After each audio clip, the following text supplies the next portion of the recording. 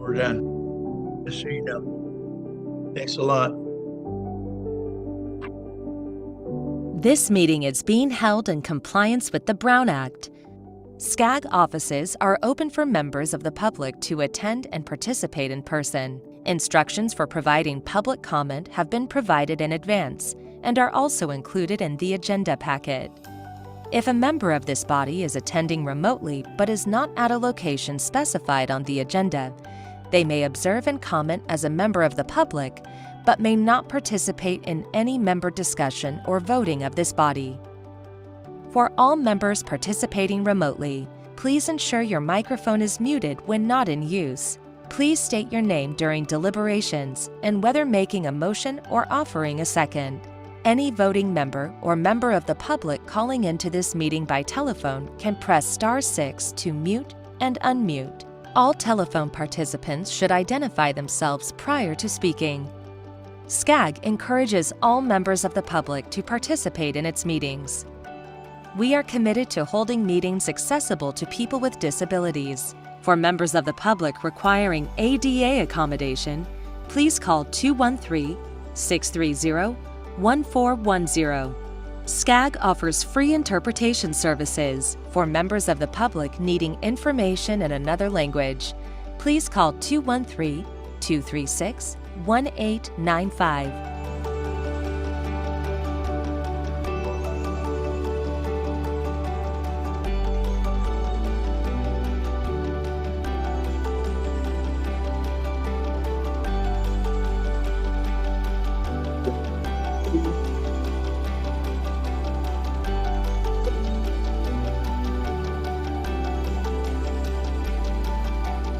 The meeting will now begin.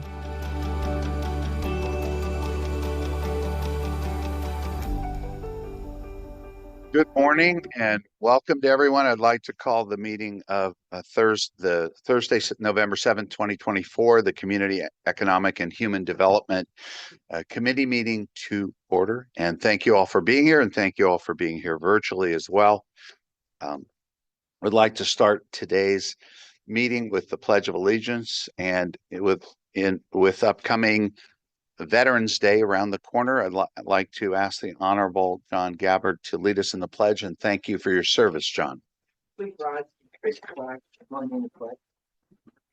I pledge allegiance to the flag of the United States of America and to the republic for which it stands, one nation, under God, indivisible, with liberty and justice for all. Thank you. Thank you very much. And happy early Veterans Day to everyone. Anything going on?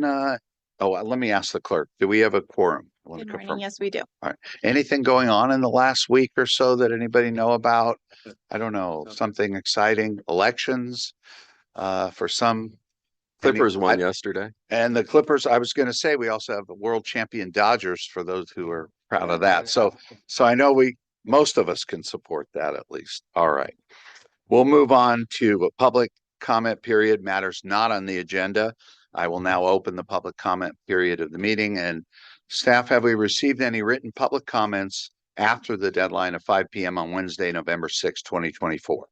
Mr. Chair, we did not receive any written public comment after the deadline of 5 p.m. on Wednesday, November 6, 2024. Thank you very much. Do we have any members of the public wishing to speak on this matter?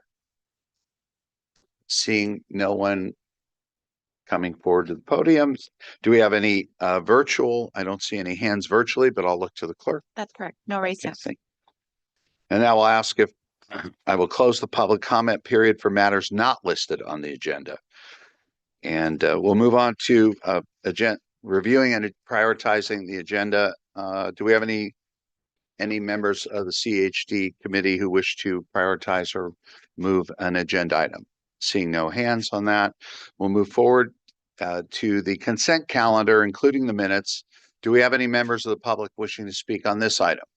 Mr. Chair, I don't see any members of the public wishing to participate in person or online. Thank you very much.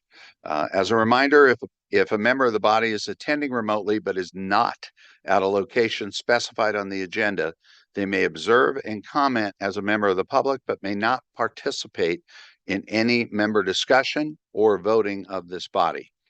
In order to save time, if anyone wants to pull anything from the consent calendar, I will ask that we have staff presentations before moving to the roll call vote for the consent calendar.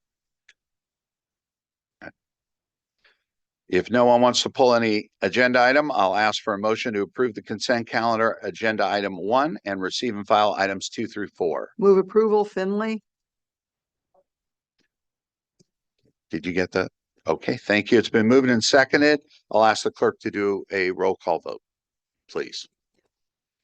Cindy Allen, Valeria Mesqua, Drew Boyles, Wendy Bucknam. Aye. Don Caskey. Don Caskey. Tanya Doby. Yeah. Deborah Dorsporada. Yeah. Bobby Duncan. Keith Ike. Bob Engler. Yes. Rose Espinosa. Wayman Furman. Margaret Finley. Yes. Claudia Frometa. John Gabbard. Camilo Garcia. Yes. Marshall Goodman. Aye. Mike Goodsell. Yes. Member Henderson, I believe we were supposed to have you in person. Are you at a notice location by any chance? No, I'm not. I will be in person for the regional council meeting. Okay, we will reconfirm. Thank you. Cecilia Hupp. Yeah. William Husey. Linda Johnson. Kathleen Kelly. Yes. Thank you. Tammy Kim. Matt Levere. Yes. Thank you. Jed Liano. Yes. Thank you. Carlos Leon. Annie Marshall. Andrew Maciel. Casey McKeon. John Marish. Yes. Geneva Mojado. Yes. Joseph Moravito. Yes. Suzette Mullins. Yes. Joseph Murphy. George Nava. Marisela Nava. Yes. Misty Perez. Freddie Puza. Yes. Gabriel Reyes. Rocky Rhodes. Yes. Sunny Santa Ynez. David Shapiro. Yes. Mary Solorio. Yes. Thank you. Helen Tran. Jeff Wood. Yes. Tony Wu. Frank Yokoyama. Frank Serenian. Yes. Thank you. Mr. Chair, the motion passes with 27 votes yes, 0 votes no, and 0 abstentions. Thank you very much. And before we go on to item 5, I do want to mention the Honorable Frank Serenian is here as last voted on that item, and his class is here. Part of his class is here from the USC Price School, and they are observing graduate students. I want to welcome them all and hope they enjoy this 6-hour meeting. It'll be great. I meant 1 hour. All right, we'll move on to item number 5, the update for expanding access to economic opportunities with Victor Negrete, who will be speaking or presenting. Well, do we have any members of the public who wish to speak on this item?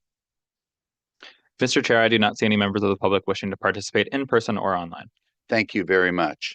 This is an information item, and as you will recall, we conducted a survey to learn about topics you would all like to cover. One of them was related to jobs and economic development.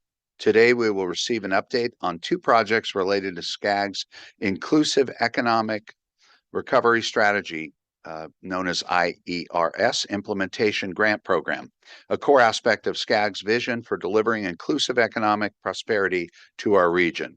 In the spring of 2022, with support from State Senator Susan Rubio, who we gratefully appreciate, SCAG received one-time grant funding from California Workforce Development Board to implement several core recommendations from the IERS and to guide SCAG's effort in advancing inclusive economic growth. Victor Negrete, SCAG's Manager of Community and Economic Development, and Anna Van, SCAG's Associate Regional Planner, Toyboat, will provide an update on 2 reports. First, addressing barriers to economic opportunities, and the second, apprenticeship best practices. As part of this update, we will also hear from 3 guest presenters. Girish Pence and Joe Doherty from Dahlberg Advisors will provide an overview on barriers to employment faced by workers in our region. Then Erica Manuel from the Institute of Local Government, known as ILG, will share an overview of ILG's public sector apprenticeship initiative, which can serve as a resource for local jurisdictions trying to fill job vacancies. I will now turn it over to Victor to kick us off. Thanks. Thank you, Chair. Good morning, everyone. Good morning, Chair, committee members, everyone in person as well as online. It's a pleasure, and I consider it a real privilege to be here today to provide an update on the 2 projects that the Chair mentioned from our Inclusive Economic Recovery Strategy work program. The 2 projects are really about expanding access to economic opportunities for all Southern Californians. And before we get into that, just a quick refresher that in 2021, the SCAG Regional Council adopted the Inclusive Economic Recovery Strategy to advance equitable economic growth in Southern California and to narrow the economic disparities existing in our local and regional economies. As we heard, we received one-time grant funding to implement several recommendations from the IERS, and to date, staff has provided a series of presentations to this committee on our portfolio of work to foster inclusive economic development for our most vulnerable communities, including opportunities to support small businesses through equitable government contracting and understanding the unique needs of tribal communities to support tribal sovereignty. Recognizing that this exploration of inclusive economic development would be incomplete without considering the needs of workers and job seekers, SCAG is currently developing a report to better understand the most significant barriers that are driving economic disparities in our region, also known as the Addressing Barriers to Economic Opportunities report. In conjunction, staff is developing a report on apprenticeship best practices and recommendations to highlight opportunities for expanding pathways to quality jobs, especially for marginalized communities. You'll be receiving a 2-part presentation today, starting with the barriers report, followed by a presentation from SCAG staff and, as we heard, the director of the Institute for Local Governments on apprenticeships. And with that, I am delighted to introduce Girish Penzi and Joe Doherty from Dahlberg Advisors, who are joining us virtually to provide an overview of key findings and considerations from the barriers report. Mr. Penzi is an associate partner at Dahlberg in the Justice, Equity, and Economic Mobility practice. Mr. Penzi's work is focused on inclusive economic and workforce development for local governments and nonprofits. Mr. Penzi is currently working with the Los Angeles County Department of Economic Opportunity to launch a $25 million program to support BIPOC and women-owned small businesses and develop a strategy to inclusively grow the life science industry in particular. Mr. Doherty is a partner at Dahlberg Advisors and former global managing partner and director of Dahlberg Americas. Mr. Doherty has served as a trusted advisor to government agencies, foundations, and corporations for over 25 years. He is currently working to support 2 California Jobs First collaboratives to develop regional inclusive economic development strategies and is co-leading the development of a statewide health equity plan for the Department of Public Health. And with that, the floor is yours, Girish. Thanks so much, Victor. And Joe and I are thrilled to be here today with all of you to share findings from our work over the past several months.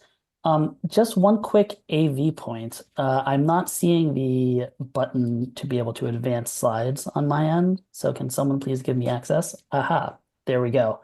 All right. So with that, we will get started. So we're going to provide a few quick slides on the background context underpinning this work, and then spend most of our time deep diving on what we actually found. And then we welcome any questions from all of you at the end, and we'd love to make this a bit of a conversation. Victor already introduced us, so Joe and I will not reintroduce ourselves, but just to say Dahlberg is a global strategy consulting firm that exclusively focuses on social impact. As you can see here, we work on a range of issues from economic development to housing. And myself, and especially Joe, who has led much of our work in California, is quite active on these issues all over the state. So getting into the background for this work. So as Victor touched on earlier, the motivations for this study is really grounded in the fact that despite progress over the past decades, there are still quite significant disparities in the unemployment rate across the SCAG region when you look at different groups, whether that be based on race, gender, identity, disability status, or age. So what you see here is the difference from the average unemployment rate across the SCAG region for some of these different groups. And as you can see, there are still quite strong disparities, especially for Native American, Black, individuals with disabilities, and younger workers across the region. That said, it's not just a pure employment point. We also see quite strong disparities when we think about high quality jobs that pay a living wage. And that's what you see on this next slide. So this is the percentage of workers that are full-time workers that do not earn a living wage across the SCAG region by those same identity groups shown on the previous slide. And I won't linger too long here because we have a lot to get through, but I think one striking point here is that some of the groups that did not have strong disparities on the previous slide, when we look purely at the employment rate, such as women and Latinx individuals, have some of the strongest and highest disparities when you look at earning an actual living wage from individuals that are employed full time. So that really grounded our study. And in our work, which we'll get into in a moment, we made sure to look at not just are there pathways to a job, but are there pathways to a quality job? Because those can often look quite different, as I'm sure many on the line know. So with that background, SCAG commissioned Dahlberg to dig a bit deeper and really understand what are the barriers to training and quality employment that are driving the disparities we walked through on the previous two slides. So today we're going to walk through how we identified the top barriers, how we attempted to prioritize these based on need, and that will be the focus of today. And we also did some work, which we will not cover today, to explore two of these barriers in more detail through a series of very inclusive stakeholder engagement workshops to understand these a bit more deeply and get into solutions. But maybe that can be the focus of a future report. So with that, we'll get into findings. So how did we go about identifying the top barriers to inclusive economic opportunity across the region? As you can imagine, we consulted a quite broad range of desk resources, whether existing reports, government databases, even news reports, to really get a grounding of how barriers show up across the region and in specific communities. We also consulted experts, and then I think most tellingly, we held 5 workshops with 30 residents across 5 counties in the SCAG region. And these were very illuminating in really understanding how different barriers manifest for folks with different lived experiences that grew up in different communities. And that played a very strong role in both the identification and prioritization of our barriers. So out of this, we identified 13 barriers that most limit economic mobility across Southern California, and then went through a fairly rigorous process to prioritize these down to what we would say are the 8 highest need barriers, although recognizing that ultimately all of these 13 for any individual worker or individual can be a significant impediment to economic mobility. So when we think about these 13 top barriers, we cluster these into 4 large buckets. So the first are direct barriers, which you see in the pink at the top here.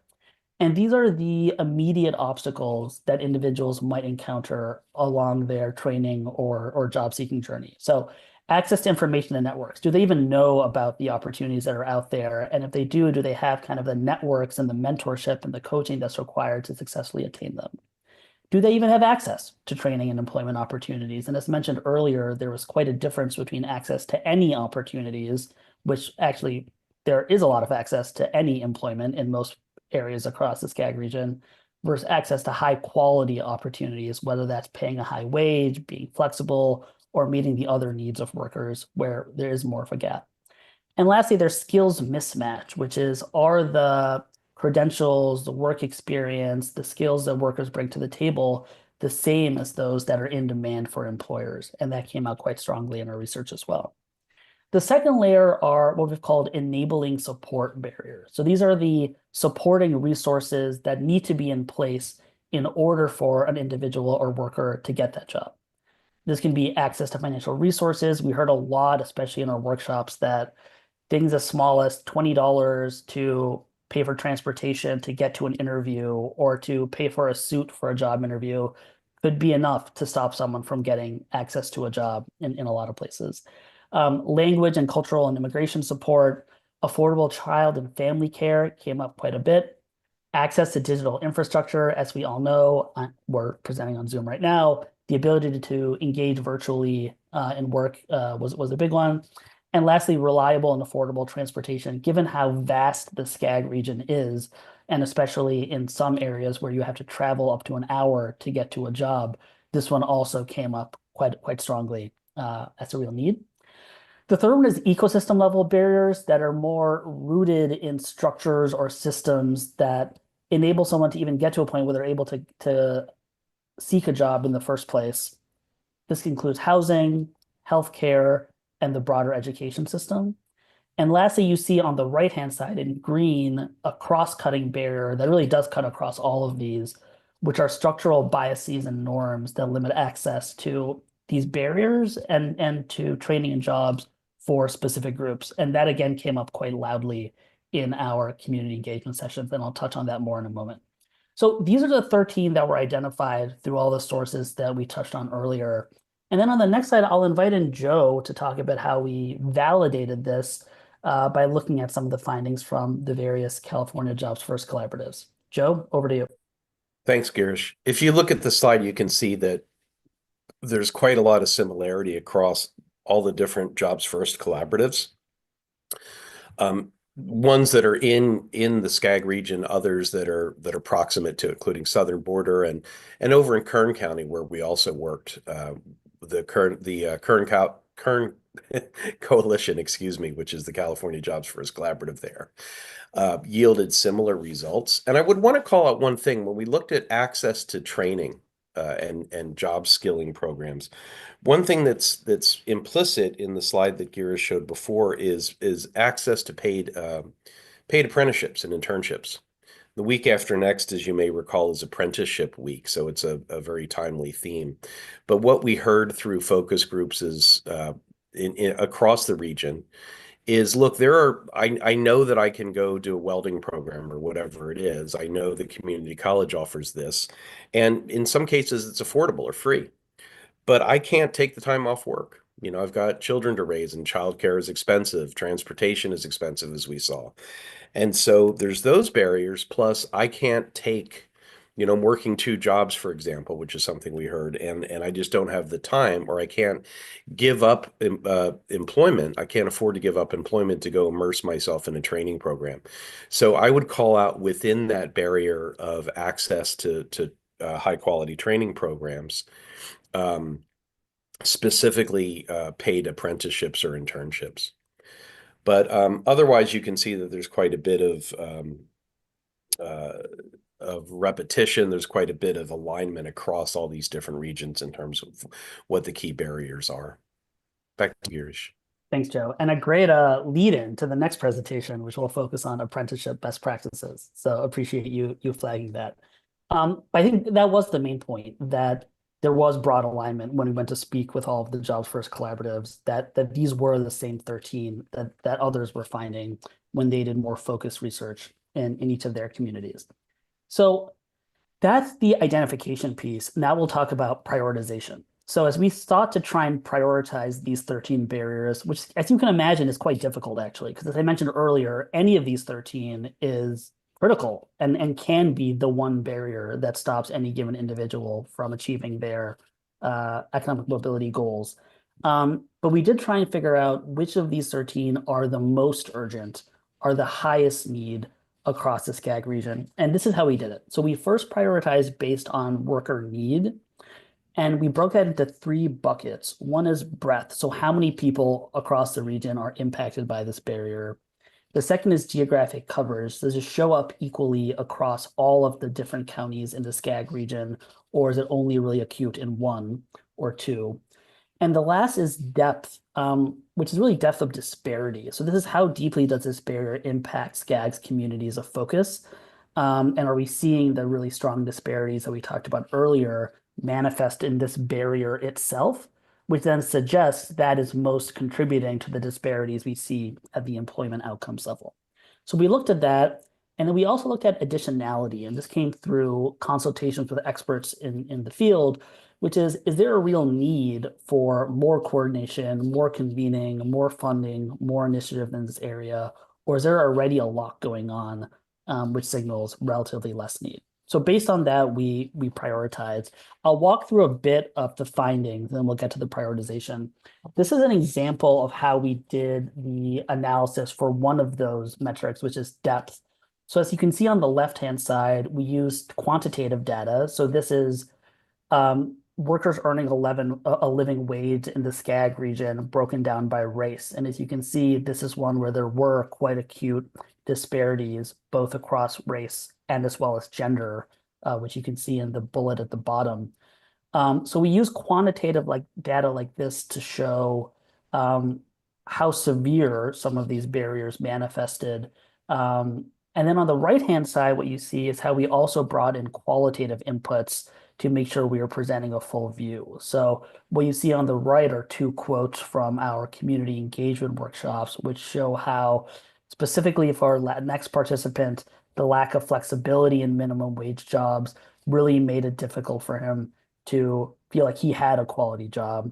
Or a particular challenge for a Black participant in one of our community engagement workshops, noting how there were quality jobs that he really wanted in his community, but because there were so few, people weren't leaving those jobs. And as a result, he was stuck in a low-wage service job with no other opportunities in the region. So we tried to marry both the quant and the qual to come for each of those criteria and for each of these barriers to come up with a synthesized view to enable prioritization.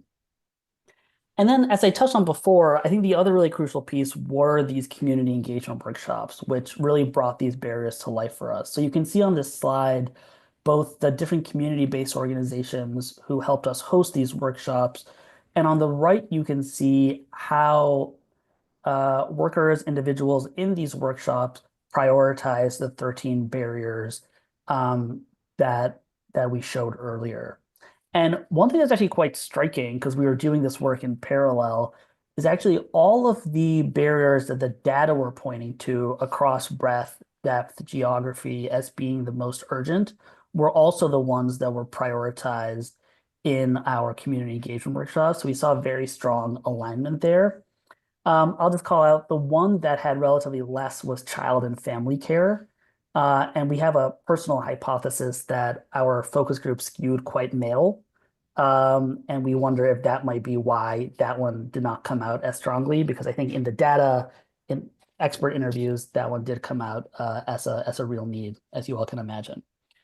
So just to bring this to life a bit, this is the type of exercise that we walked through in each of these workshops. We actually went through the job seeking journey with each of these individuals and talked through what barriers were they seeing at each stage. So when we talked about picking a career path, the very beginning of that job seeking journey, and you can read the quotes on the right-hand side, the thing that came out most strongly here was access to information and networks, and particularly how early stage, especially at the high school or younger level, not knowing what job opportunities were out there and not having mentors and connections to help guide through that process completely changed so many people's lives in these focus groups.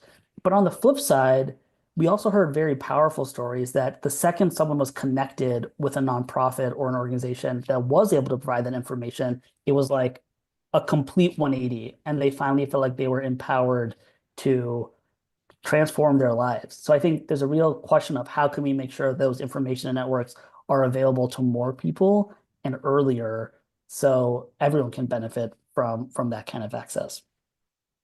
The second slide I'll share is on the second and third stage, which is building the skills you need to succeed in a job, and then actually finding the job opportunities themselves. And two things that came out very strongly here. The first is that the folks we spoke with pointed much more towards what we might call the skills gap or skills mismatch as the real challenge, as opposed to quality K through 12 education. Most folks pointed that it was really a lack of the hard skills, the vocational training, the in-demand certificates that were keeping them from the jobs they wanted, not anything more fundamental about their K through 12 experience. I think you can read this quote on the right-hand side in blue, which is very powerful. I have 2 associate's degree and a trade certificate and a janitorial apprenticeship, but I don't know why with all my degrees, I still can't get a job. So again, that kind of brings to life the mismatch between the skills people have decided to get and the certifications and where there's actually demand in the labor market. And the second one is, again, this distinction between any jobs and quality jobs. I think every single person we spoke with said that, yes, I can get a job, but I can get a quality, flexible, accessible job that actually meets my need. That one was much harder. And that might mean the job is a 90-minute commute away, or it might mean I have a child and I can't work at the hours that are needed and have childcare at the same time.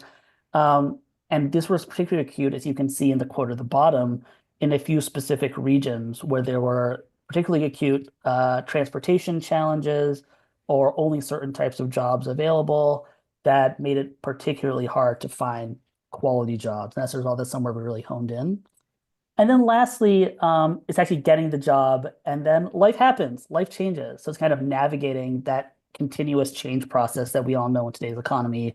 We're all changing jobs every few years, and that's just a requirement in today's day and age. And this is where we really saw discrimination become a challenge.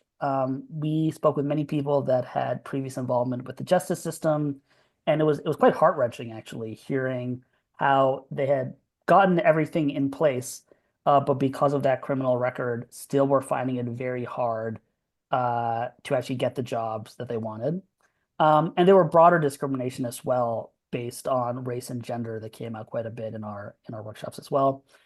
And the last point I'll just say is that when you actually talk to people and actually hear these stories and talk about how they've been able to navigate or struggle to navigate change, you really understand how any of these barriers can be the tipping point into precarity for an individual. It can be, I mean, you see this one at the bottom. We spoke with someone, I remember this very vividly, actually, someone who had a very successful, thriving business. And then he had a random health incident. He lost his business, and a year later, he was homeless. And kind of shows how, given the high cost of living and other issues around the region, it can really be that quick that someone can get off the track to economic mobility. So I know we're coming up on time, I think. So I'll say based on those quantitative and qualitative inputs, we synthesized all of that into the grid that you see on this slide to try and prioritize these 13 barriers, again, based on need across the region and additionality.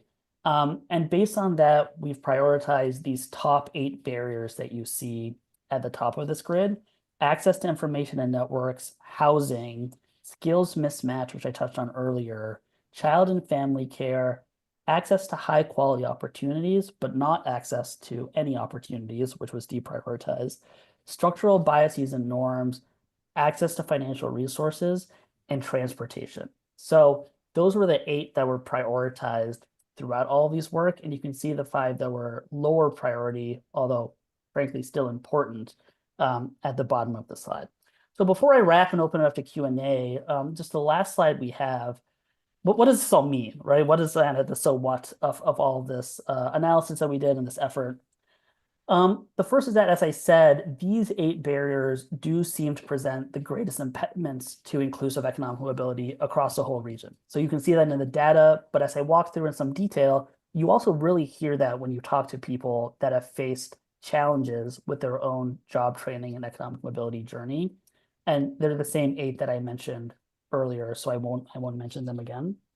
I think the second point is the point around intersectionality, that you can't just focus on one of these. You really need to be able to, as you think about how do you structure a training program or how do you build pathways into a job, you need to make sure that there are supports across all of these, because ultimately any one of these can be the tipping point that can, again, knock someone off their own path and their own journey into economic mobility.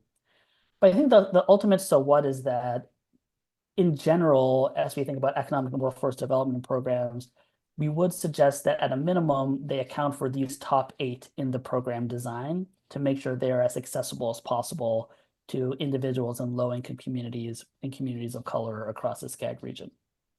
Thank you so much for your time. And Victor, are we doing Q&A now, or are we doing the other presentation and then Q&A?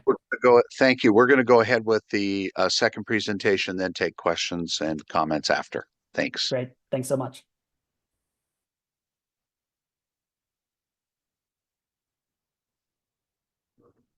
Okay. Thanks, Garish. Hi, I'm Anna Van, and I'll quickly go through this so we can get to the next presentation.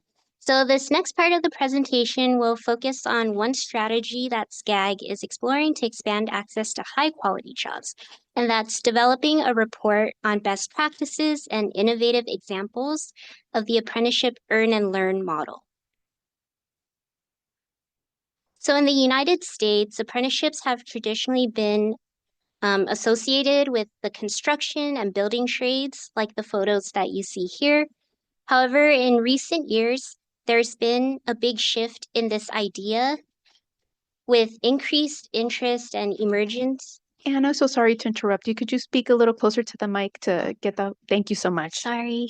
No, you're good. I apologize for interrupting you. Thank you so much. Okay. So in recent years, there's been a big shift in this idea with the increased interest and the emergence of apprenticeship programs in non-traditional sectors. So think of healthcare, arts and entertainment, tech, and even public admin. So in fact, the U.S. Department of Labor houses over 1,000 approved apprenticeship occupations, which really reflects how far apprenticeship programs have expanded beyond the traditional scope. The earn and learn model really reduces barriers that job seekers face by providing paid training and real work experience, while at the same time addressing employers' hiring needs and building their workforce pipeline. Our report will highlight innovative programs in high growth sectors that provide quality jobs in the SCAG region, including goods movement, healthcare, and government.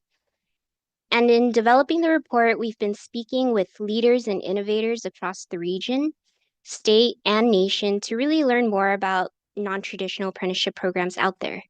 Among these innovators is Erica Manuel, CEO and Executive Director for the Institute for Local Government, also short ILG. She will be providing a presentation on ILG's Public Sector Apprenticeship Initiative.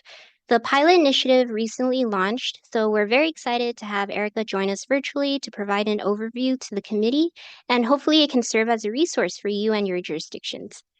A brief introduction about Erica. So Erica joined ILG in 2019 and has led their workforce development portfolio.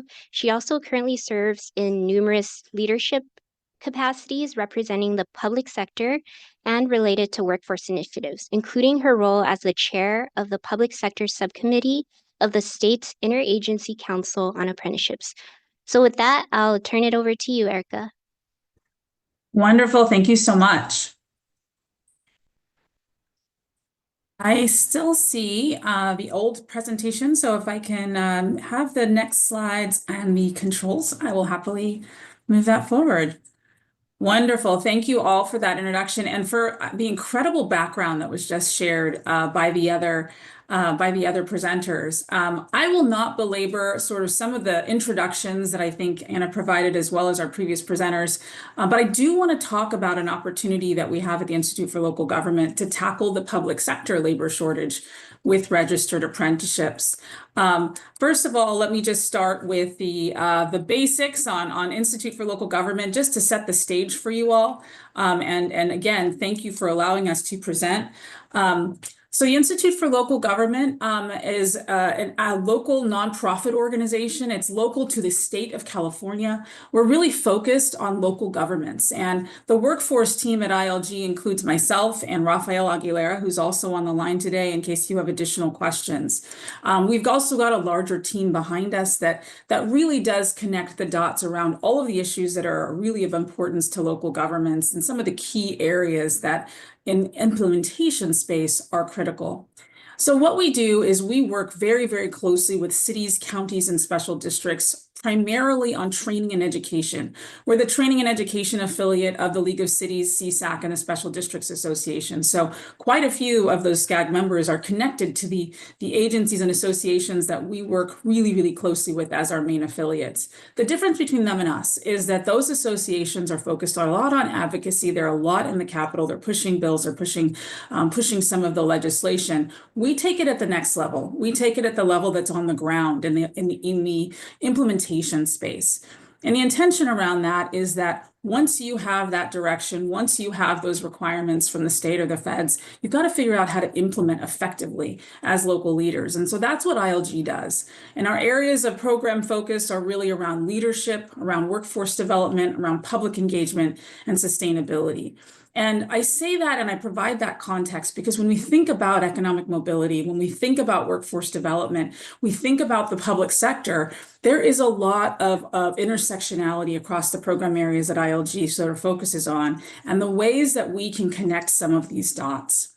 You know, we believe in conscious counsel, we believe in equity, we believe in diversity, and opening doors into the public sector, which is something that I think in the public sector as employers, the local government space is ripe with opportunity. And we heard in the previous presentation that when you think about the barriers to employment, the barriers to economic mobility, oftentimes local governments are fantastic at regional economic development for other entities, maybe private sector entities or others in their regions and in their districts, but not necessarily thinking of themselves as employers with an opportunity to engage in the same goals. And so one of the things ILG wants to do with what we're going to discuss today is really talk about how we can identify opportunities to address some of the issues within the public sector, as well as those regional issues and those statewide issues that we see so much with those that are underrepresented and often difficult, challenges we have with those that we're seeing that are below some of those other key those barriers that are impacting them. So some of the statistics that we've seen that really have driven sort of the goals around our program are around the data that we know in the public sector that vacancies are going to continue to rise. There are lots of hard to fill occupations based on and because of retirements and many other things. But you'll see some of the key areas and occupational areas where we find that we need to address shortages that are coming and are already here in many of our local agencies. There are increasing resignations and separations. It used to be that people would stay for a very, very long time, but we're finding that generational shifts have changed the way that people approach their careers, have changed the way that people approach the desire for economic mobility and for career pathways, and that we need to address how we manage things like voluntary quitting, even in the public sector. These generational shifts we talk about are going to impact our retention levels moving forward. So there's a really important reason why at the local government employer level, it's important for us to consider how do we retain our workforce? How do we upskill our existing workforce? How do we provide economic and career mobility with our existing workforce, while also addressing some of the barriers that were discussed in the previous report? How do we talk about what the public sector can do to contribute to some of those really, really key economic drivers? We know that our current employee base, based on data, is interested in staying in the public sector. They don't need to leave. So when you have opportunities to upskill or reskill current staff, it provides an opportunity to keep them. It provides an opportunity to move them into other spaces within your agency. And it provides them with an opportunity to grow and become that champion ambassador, if they're not already, for your agency. So the opportunity that we have at ILG is a new apprenticeships initiative for local government.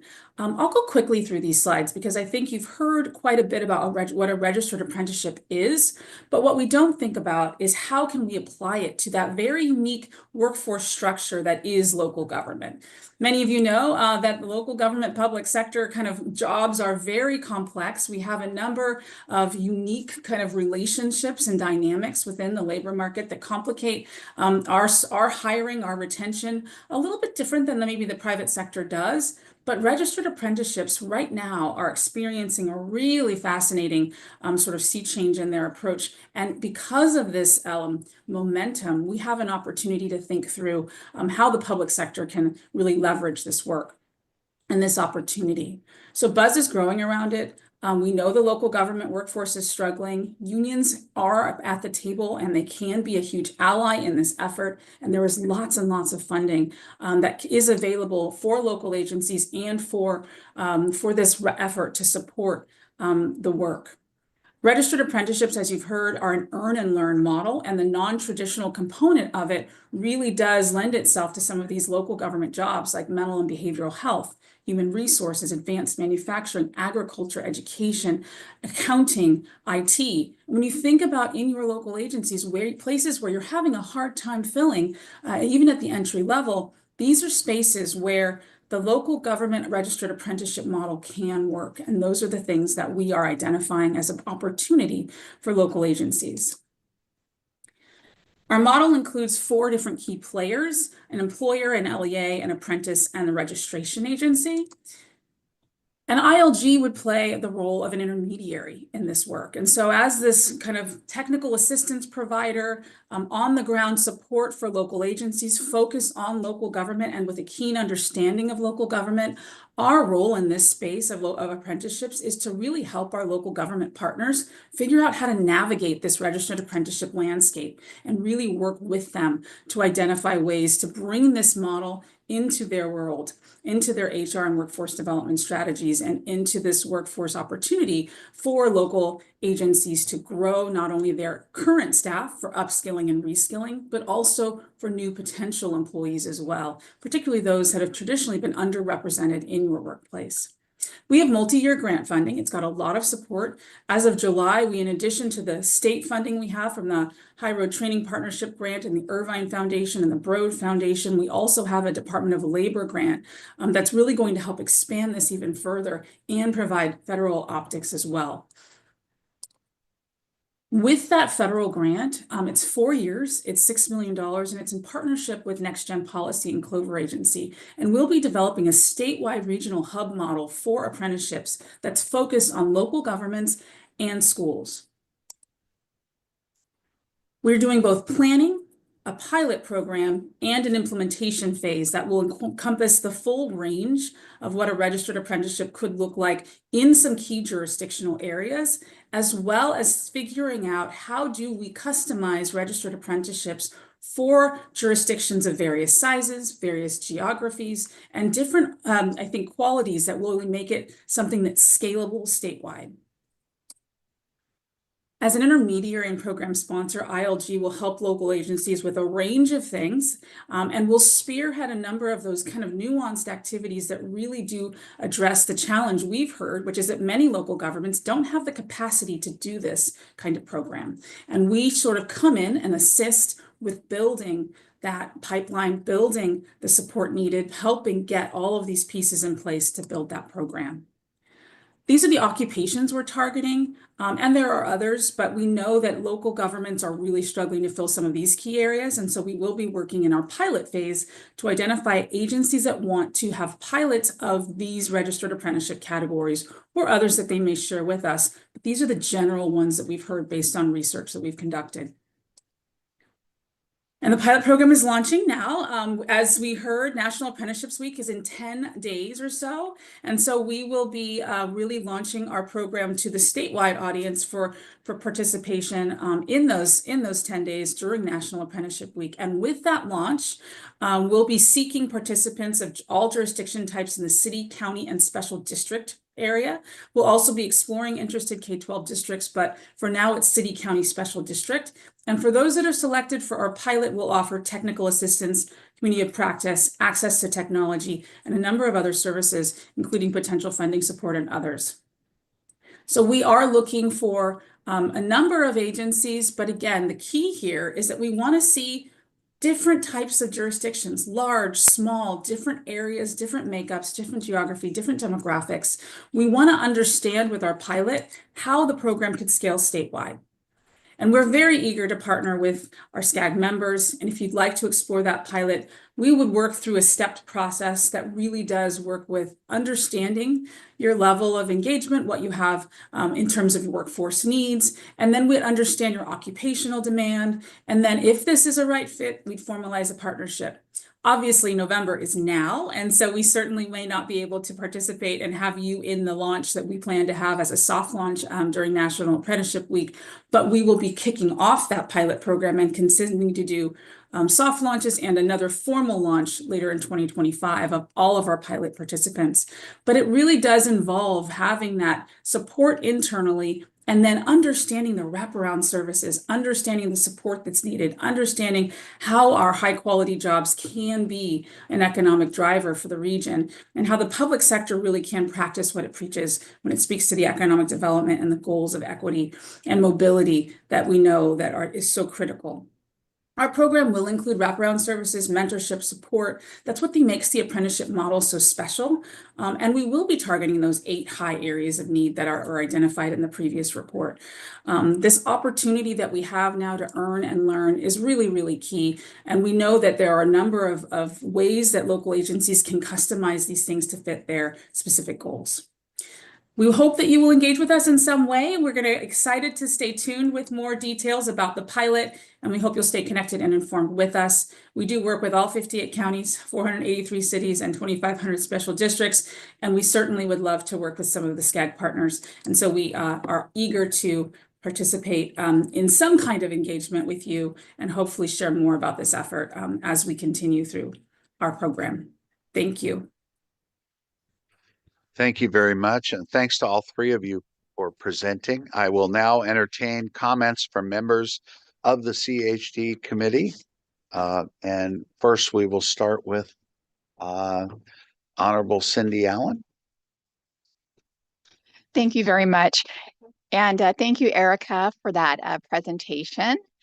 So I have a question. You know, I'm a retired police officer. I remember back in the late 80s, there was 1,500 people around the corner, you know, testing for 40 jobs.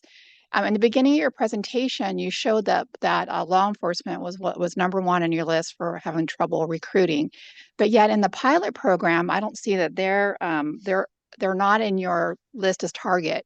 So just want to understand that. Absolutely. We know that's a huge demand area.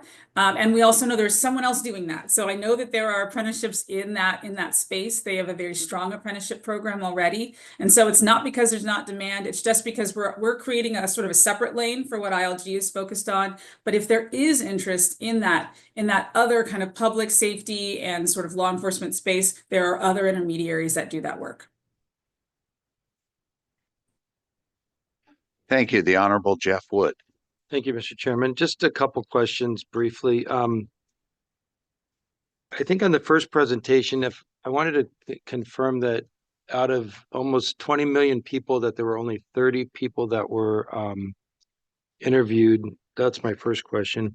And the other one is, we hear the word workforce development, but I'm not sure if we've heard about workforce development boards. And I know a lot of, you know, until I didn't know what a workforce development board was until I got elected. Now for 12 years, I've chaired the Celico Workforce Development Board, which is 8 cities in Southeast LA County. Those workforce development boards do great things. They provide a lot of resources to our residents. And I just wondered if there was any connections with our workforce development boards. Again, there's so many, all of our cities are part of workforce development boards. And so I'd be curious on that. And there was an initiative in 2018 that Metro did called Workforce Initiative Now Win, and it really focused on construction jobs in the region. And I don't know if that's still going on or if there was any coordination with that. And the last question was on the targets. The jobs today are not the jobs of tomorrow. In 4 years, hospitality is going to be huge. The needs to have workers around the Olympics and some of the events and the infrastructure. So I'm wondering if we're taking into consideration a lot of the things that are going to be happening in the region. So those are kind of my questions and comments. Thank you. Thanks so much. And I'm happy to respond to the first 2 and then maybe hand to you, Erica. We did speak with 30 workers and individuals across the region.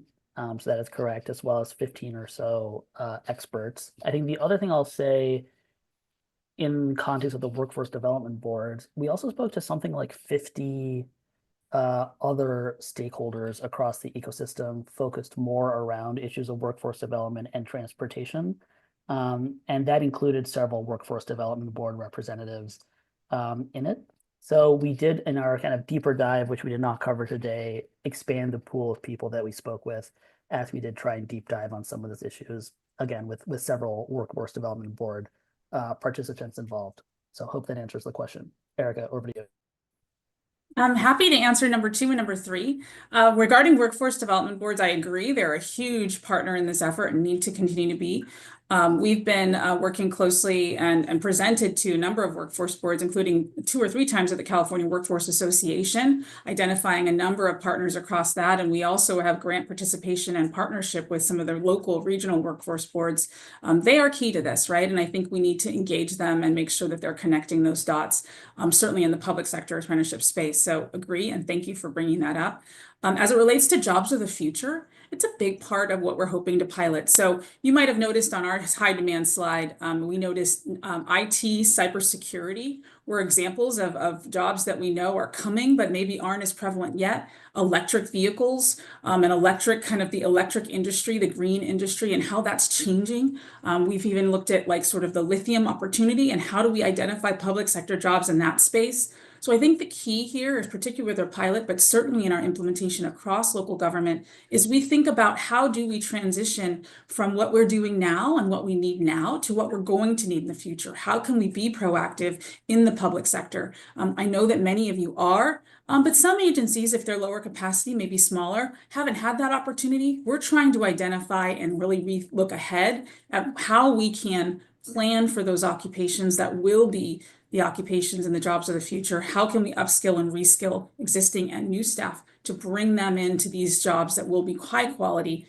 public sector roles? So yes, for our part, and we certainly know the Olympics are going to be a big deal in LA, and I'll turn it over to our other presenters if they had any additions on the hospitality space.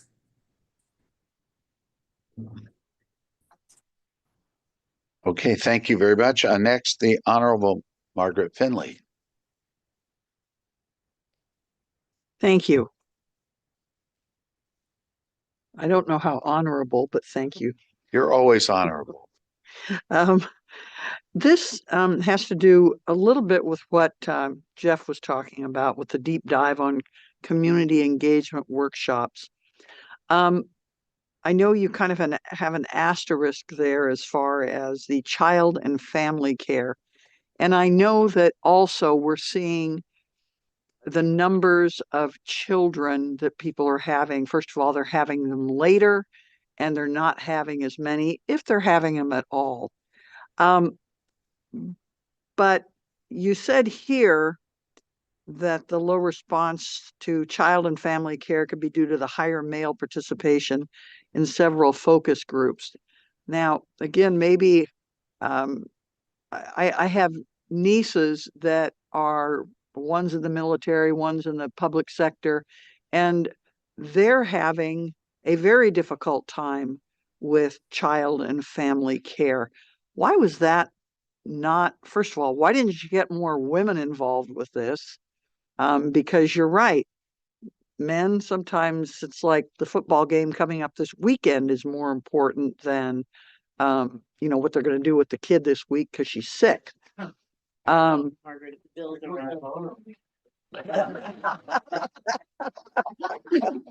Hey, I resemble that comment. I told you guys.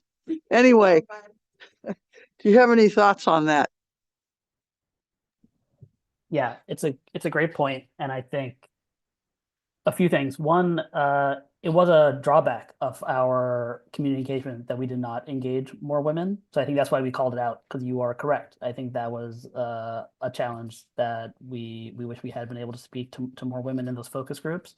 And I think that's why we explicitly called it out, because we did not just kind of rely on what we heard in those more male-dominated focus groups.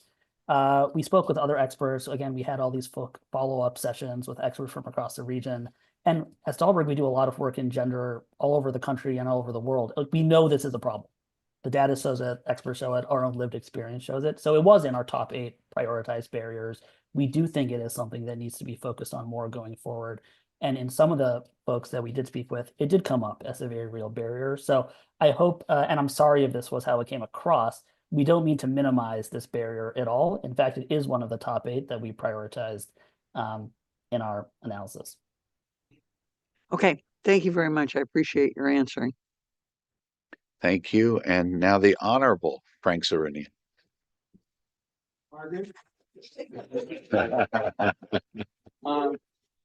My first question is to Rick and the next one to Eric. Where in your data set? Where in your data set is the importance of credentials? In other words, are you comparing whether it's race or gender, the high school graduates to high school graduates, or are you comparing just generally white versus black or male versus female? I mean, credentials matter. So some communities may have access to better credentials than others. So where in the data set can we see credentials, and are you comparing the same level of credentials in gender or race? And to Erica, when you say apprenticeship, do you only mean entry level, or is it also continuing education? Because, for example, at USC, I oversee an executive education program for leadership development for county officials, for example, but that's more like a continuing education for them to promote within a system. So is your apprenticeship only at the front end, or does it also include continuing education? Thank you. Thanks, Frank. And I think I missed the beginning part of the question, but let me try and respond, and you can let me know if I got it or not. We did not do what I understand that very detailed analysis to be, which is looking at specific credentials for specific identity groups and then comparing of their disparities. We looked more at the aggregate level. I think what we did hear a lot in our focus groups and speaking with experts is that yes, credentials matter, and NRES credentials do have a strong impact on lifetime earnings. I think the challenge that we heard from workers that we spoke with is knowing what credentials they should be pursuing. And it kind of gets back to the information and networks barrier as well, is knowing what are in-demand jobs, what are in-demand credentials that do pay the wage premium, and a sense that maybe some of the folks you spoke with had gotten credentials that were not actually in demand by the labor market, and that was a source of some frustration for them. So I think that's more what we found. But hope that answers the question, and then over to you, Eric. Excellent. Thank you. So great question. So I'll kind of take on the credential role question, and then I'll move it into your question about entry level or also continuing ed. So as you know, the registered apprenticeship model does include credentials. It includes mentorship and education and literally on the ground and on the job training, plus that formal education provided by a local education agency that then would result in a transferable certificate, right? They could take that to any employer after the fact if they needed to move to other roles. A big part of our program is related to wage progression and wage increases and mobility, again, around that high quality jobs role. And so we are focusing on entry level positions for our pilot, though I can tell you over the many kind of year, now it's been 2 years that I've been working in this space with the IACA, which is the Interagency Council on Apprenticeships, we are seeing a lot of interest in connecting four-year universities at the continuing ed level and others into sort of a stackable model that can take people from this 2-year program, right? This 2-year credential to maybe the AA, to the BA, to potentially higher. And we're seeing that across areas like mental and behavioral health and others where it is really important to have those higher level degrees. To your point around like USC and the continuing ed, specifically around leadership, I do think that there is an opportunity there, but it's not where we're focusing because of the current model and the structure around the registered apprenticeships at the federal and the local or California level. Though I do think there is opportunity in the workforce development space, especially in the public sector, to address that leadership opportunity so that there is mobility internally in public sector. And so ILG is looking at that from a workforce development programmatic standpoint, but not from a registered apprenticeship standpoint. Thank you. I noticed, Frank, all your students were taking copious notes on your questions. Okay. There's a quiz out. Yes. Tanya Doby. Okay, thanks so very much. So to be clear, I have a ton of questions. I have so many questions and comments, but I'm going to focus on my main two. The first is I see that this is geared towards local government. And although I do absolutely feel like a superhero, I'm not quite sure what is the expectation at my level of government for the types of businesses that are available, because that's a much bigger what is my city manager bite of the apple than I actually have access to. And was that consideration given? Like, were we looking at the type of businesses that we actually have in California versus the ones that we all know have been leaving when considering these living wage issues? And then secondly, I see that there's the issue of transportation, but I just sat in a presentation on transportation and it was dealing with specifically how much more robust all of the transportation agencies across California are trying to become. So was that also factored in when we were looking at the availability of transportation between, point of origin and whatever job that you were headed off to? Yeah, maybe I'll address the second point. Efforts to improve transportation access and equity were considered in our analysis. And actually, that was one of the areas that we did deep dive on to learn a bit more and test potential solutions. I think the one thing we heard and that we would encourage going forward is really taking a stronger kind of what would a worker need to be successful in their job search lens to thinking about transportation equity and transportation planning. And just in the focus groups we did, that did lead to some different strategies and different directions on what does a transportation plan look like that actually enables me to get to the job I need to get to, so that it doesn't take, some of the people we spoke with said they have to, take 3 buses and it takes them 2.5 hours to get to the job they want, right? So I think that is the real experience that we heard from folks. So while we applaud the many efforts that are underway to make it easier to commute to training and jobs, I think that is still an area where taking a stronger worker lens can make sure that becomes less of a barrier in the future.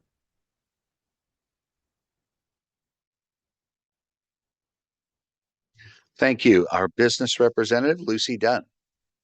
Thank you, sir. This is really interesting. 500,000 apprentices in the next 5 years.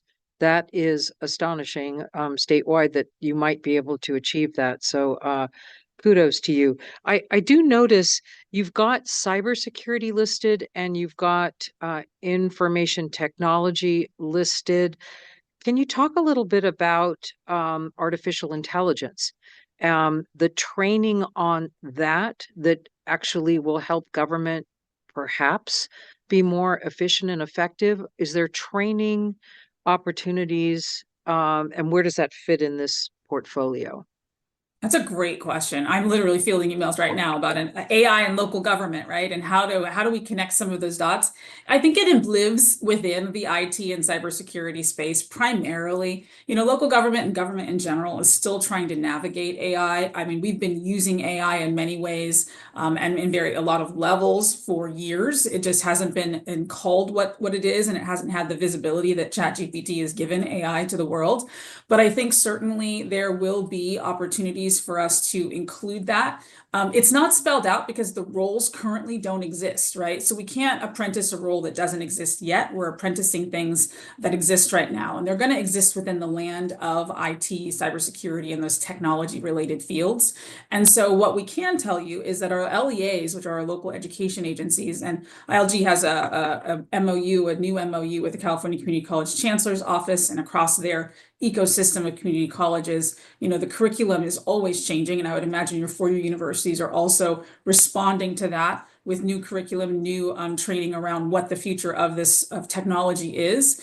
And those new and recent courses will be included in the education that each of these apprentices receive as they become available and applicable. So as the demands of the job change, the job classifications and occupations are broad enough to support that. And so certainly at even the entry level, you will see some adjustments in some of the coursework and those kinds of things to address what is coming in those very high technology spaces. We envision that it's going to be a big part of local agency needs, but we haven't named a specific job for that yet because they don't currently exist in a regular and consistent state across the state. When they do arrive, I'm sure there will be an apprenticeship for it, but right now those occupations aren't really spelled out. Erica, I might challenge you. It isn't a separate occupation, AI. It actually transcends every occupation you have listed here. Policing, transportation, healthcare. It's in everything. And so how to integrate that in a training program to make sure that's a value added for, I think, local addition to the private sector, because no one quite knows how actually helpful it might be. I completely agree. I'm actually not disputing that. What I'm saying is that what we're hearing is that it's going to live primarily in IT. The training we know will be in the IT and technology spaces, but we think it'll permeate across pretty much any occupation, as it already is. Yeah. Thank you. Yes, definitely agree. We do find that the regulations are usually led by the CTOs and those kinds of things where they're managing sort of how it's operationalized within an agency, but definitely agree. Thank you. Next, we'll go to the Honorable Kathleen Kelly. Thank you. I want to raise the profile of two potential fronts for solutions and ask our panelists for their input on these fronts.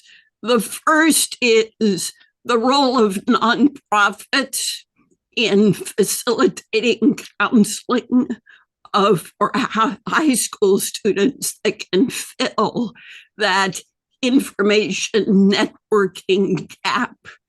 We have a program here in the Coachella Valley called the Ophelia Project, in which successful women are paired with gals who need that information and networking. And it has been extremely successful, transforming lives. The second front I want to put the spotlight on is the role of entrepreneurship, because for some folks, these challenges of childcare and transportation are solved if they have the support to pursue their own small business idea. And in Palm Desert, we have recently converted our iHub to an incubator for small business with emphasis on mentorship that helps folks understand what boxes they have to check to have a legal small business and how they can get essential startup funding. So, what is the input from our experts about nonprofit engagement and supporting entrepreneurship and small business? Thanks, Kathleen. Such great points. And I think on the second one, as Victor mentioned in my intro, a lot of my work is around small business support and entrepreneurship. So I think this is a huge part of the puzzle and can really address some of these barriers. And we know it's such an engine for economic mobility. So a big yes, I think, to number two, although I will name that it was outside the bounds of the study we did, which was more focused on job training and employment opportunities, not starting businesses. So we didn't look at it directly here, but more generally, I think that is a huge priority. On the nonprofits, they play a crucial role. So many of the organizations we spoke with that are doing a good job, and I mentioned some of these have been quite transformative for the people we spoke with in our community engagement workshops, are nonprofits that are engaging with youth at the high school level, but also older adults throughout their career journey to provide much needed mentorship, support, guidance, connection with employers, all of those things that you mentioned. So I think it is a crucial part of the puzzle. One thing when we spoke with nonprofits about what would you need to do more, I think they sometimes find it a bit unclear how can they engage with governments to grow and catalyze access funding, and do more of the great work that they're already doing. So I think that is a big need that they raised when we asked, what would it take to take what you're doing and help even more people? Because I think it is a very real need. Thank you for the comment though, Kathleen. Erica, over to you. Yeah, thank you so much. I'm so glad you brought that up. And I want to echo what Dresh said. I am, as part of our initiative, ILG is, really laser focused on local government. But one thing we know with our public engagement hat on and our authentic engagement and equity hats on, we know that local government can't do it alone. We operate in an ecosystem that is so, so important. And as I think catalysts for community change, local governments play a pivotal role in that. So part of our model as ILG is actually to go outside of our local government space and happily kind of bring others into this fold. And community-based organizations are a huge part of our registered apprenticeship program effort. So as part of our pilot efforts with our pilot communities in particular, we'll be identifying and helping them work with community-based organizations for wraparound services, for things like mentorships, for things like engagement, education, training, coaching, whatever is needed to help not only the employers have a good experience, but especially the employees, the workers have a great experience and also have access to the information, like we've heard, that they may not know about, that they may not, that we may not be able to offer if we're just a local government sort of wearing that government hat. One key thing we also know is that soft skills are key, and community-based organizations are fantastic for offering that kind of training in addition to our LEAs. So there is a robust network as part of this apprenticeships program, and it includes those really critical community-based partners. And I'll also flag that some of our funding is even earmarked to allocate grants to community-based organizations to help do that on the ground work and support for this work to make it work for our local governments and our employees. So we see that, we hear that, and we're grateful that you brought it up, and shout out to Coachella Valley. Thank you very much. And we are running tight on time. So our last question or comment from a member is the Honorable Marshall Goodman. Thank you, Chair Shapiro. Great to see you. I just wanted to make a quick couple comments and thank, number one, the committee for all of the phenomenal qualifying and follow-up questions. It really does help me personally, get saturated in this information that's so necessary. And then secondly, I want to thank Erica as well as Jaresh and the SCAG staff for always supplying us such wonderful reports. Again, this information is so essential for us to do the work that we want to do when it comes to economic development. One of my focuses is equity, so thank you very much. This is an important report for me. That's it. Thank you. Thank you very much. And before we move on to item number 6, I just want to recognize someone who led this committee for many years and is here. We're pleased to have him, the Honorable Frank Yokoyama. So always welcome. And now we'll move on to item number 6. Do we have any members of the public wishing to speak on this item on Connect SoCal 2024? Mr. Chair, I do not see any members of the public wishing to participate in person or online. Okay, thank you. This is an information item. Earlier this year in April, SCAG adopted Connect SoCal 2024, its most recent regional transportation plan and sustainable community strategy. For the first time, the plan included specific implementation strategies for SCAG to undertake in collaboration with other agencies and local jurisdictions. I will now ask Elizabeth Carbajal, Deputy Director of Planning and Land Use, to provide an update on implementation progress for Connect SoCal 2024. Good morning, members. Again, Elizabeth Carvajal here, Deputy Director of Planning. You all can hear me? Okay, perfect. As the chair noted, I'll be providing you with a brief presentation on the progress we've made with the implementation strategies that were included in Connect SoCal 2024. So as we all know, direct implementation really happens at the local level. It's cities, counties, our transportation agencies, other partners, folks that build housing, our infrastructure. For SCAG, we take a leadership role by identifying visions and goals, policies, strategies, and the funding that's critical to achieve those goals.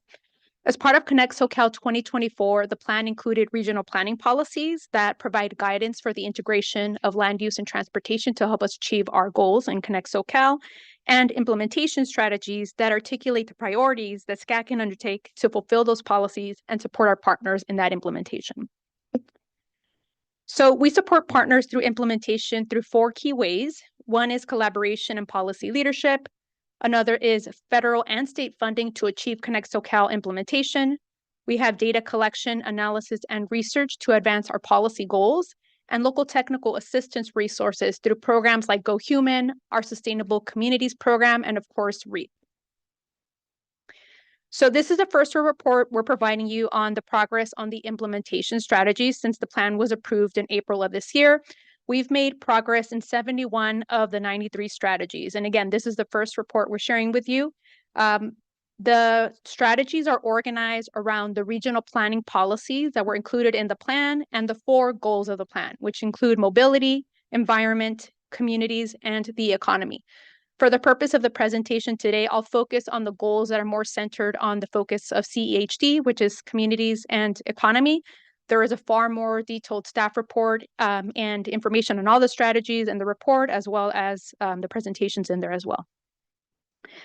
So I'm going to jump to communities. Under the communities goal, we highlighted some progress around work in priority development areas, specifically noting the investments that we've made through the REAP 2.0 program to support housing and transportation investments with 100 projects across the region. Under housing the region, we specifically called out our RUSH program, which is the Regional Utilities Supporting Housing Program, where we're funding utility planning and capital projects to support housing production. Under economy, we highlighted workforce development and broadband. Under workforce development, we noted that we published 2 resources, including the Economic Impacts of Equity Report and the Job Quality Index Framework, which I believe we brought to this committee last year. Both of these are also part of our inclusive economic recovery strategy, which we just heard a little bit about today. And under broadband, we noted that we completed the broadband permit streamlining report and ordinance and presented that to the Transportation Committee in September. So as I noted, the staff report has far more detail on the implementation strategies. We will be continuing to make progress and coming back to you to share those outcomes. And thank you for the opportunity for the overview, and happy to take any questions you may have for me. Thank you very much, Elizabeth. I will now entertain comments from members of the CHD committee. And you did too good a job. Anybody remote? All right. Thank you very much. Great job. I'd like you all to please join me. It's my turn to say a few words in welcoming our newest member to the CHD committee, Michael Goodsell of Holtville, who gave a good zinger earlier. So welcome.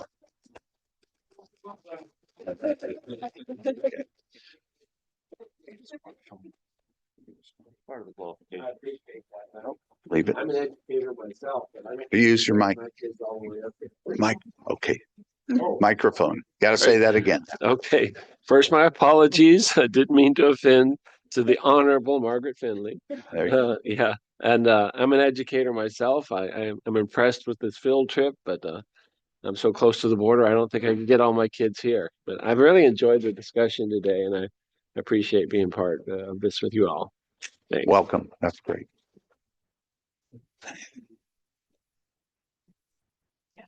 Yes. Okay. And also, we'd like to say congratulations, might be prematurely till the next meeting, but to a member, longstanding member of the committee, it's a last meeting, or next meeting will be last, but Marshall Goodman from La Palma, the Honorable Marshall Goodman, and his work on this committee for the past few years has been sublime.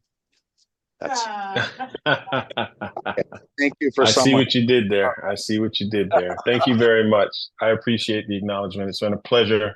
Again, equity is a foundational component of my service, and this is where we get that job done. So thank you. It's been a pleasure. Thank you. I know you will not be a stranger. You will be back here. So we appreciate you. That's right. We're at the Regional Council. For those who are attending or those who'd like to, later today, we will have a presentation from Dakshika Wikruma, the Deputy Secretary of Homelessness at the California Business Consumer Services and Housing Agency. As we all know, homelessness is not a problem that stops at anyone's city limits. Effectively addressing our homelessness crisis will require a coordinated regional approach that brings together resources and expertise from across government, the healthcare system, the private sector, and our community-based organizations. On behalf of this committee, I welcome Deputy Secretary Wickruma to SCAG, and I look forward to hearing how our state partners will continue to support our region on providing the affordable and supportive housing options that will address this crisis. Two last personal notes. I'd like to wish everyone, as mentioned before, a happy Veterans Day, the 11th day of the 11th month each year, and thank you to all those who serve, and a happy Thanksgiving to you and all yours. Now I'll move on to staff report. Jonathan Davis. Thank you, Mr. Chair and committee members. SCAG is hosting our Los Angeles County Mobile Workshop on Friday, November 22nd, 2024, during which SCAG members and executive staff will receive an exclusive tour of SoCalGas's hydrogen home located in the city of Downey. This facility is North America's first clean, renewable, hydrogen-powered microgrid and home, and attendees will tour this innovative project, which demonstrates the important role of hydrogen in helping the state achieve its carbon neutrality goals. Eric Rodriguez, Senior Government Affairs Officer for Los Angeles County at SCAG, is the primary point of contact for this tour and can be reached at eric.rodriguez@scag.ca.gov if you would like to RSVP or if you have any questions. Thank you, Mr. Chair. Thank you very much. I'll look for any announcements. Any? Seeing none, we will adjourn until our next meeting, regularly scheduled meeting of Thursday, December 5th, 2024. The meeting's now adjourned. Thank you all.